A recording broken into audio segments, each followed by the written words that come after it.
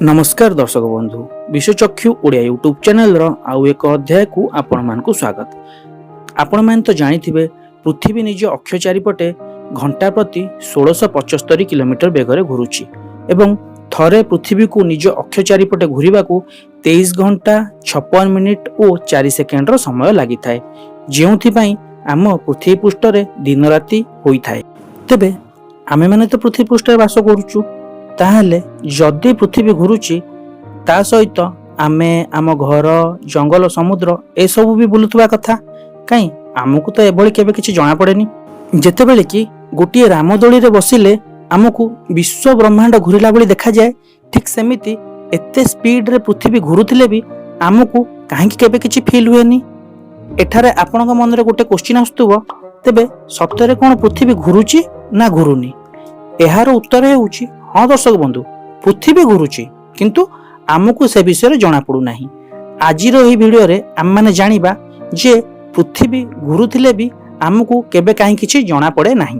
तेबे ए विषय रे जानिबा पई मु गोटिए छोटिया उदाहरण देउची।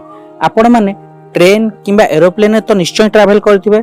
एठारे मु कहिबाकू चाहूची आम भारत रे ट्रेन गुडी को घंटा प्रति 150 किलोमीटर बेगरे एवं डोमेस्टिक एरोप्लेन गुडी को घंटा प्रति 829 किलोमीटर बेगरे ट्रैवल करि थांती। तेबे आपण माने लक्ष्य करथिबे जेतेबेले गोटिए ट्रेन किंबा एरोप्लेन एक कांस्टेंट स्पीड रे यात्रा करू थाए, ताहा मध्य रे आमे आखि बंद करी बसिले भी आमको टिके हेले अनुभव हुएनी जे आमे गोटिए गतिशील यान ऊपर बसिचे। एपरि कि आमे ताहा मध्य रे सामान्य ऊपर को जंप कले पर्टिकुलरली सेही स्थान रे ही लैंड करि थाउ। तेबे एपरि काहे होई थाए?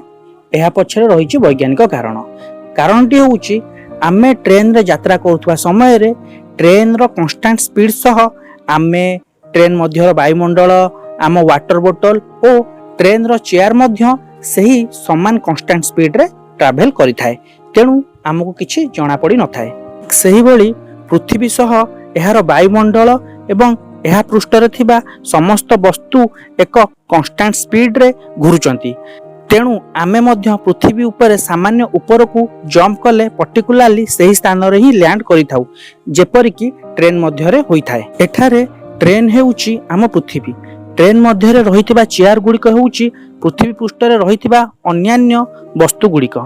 तेबे पानी बोतल मध्य रे थिबा पानी को आपण समुद्र किंबा नदी सहित तुलना करी थरे निजे चिंता करंतु। पृथ्वी गतिशील बोली जानिबा पई ट्रेन रो आउ गोटे एग्जांपल निया जाई पारे, जेपरि कि स्टेशन रे छिड़ा होइतबा लोकटी ही जाउथबा ट्रेन रो एक्चुअल स्पीड को निज आखि रे देखिबा सह अनुभव करि पारे, किंतु ठीक सही समय रे ट्रेन मध्य रे सोइतबा लोकटी एहार स्पीड संबंध रे किछि मध्य जानि पारि न थाए।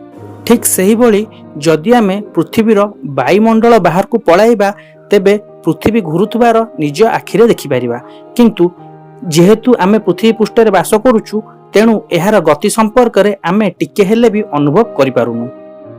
तेबे आजिर भिडियोटी किपरि लागिला दया करी कमेंट बॉक्स रे कमेंट करी जणाइबे।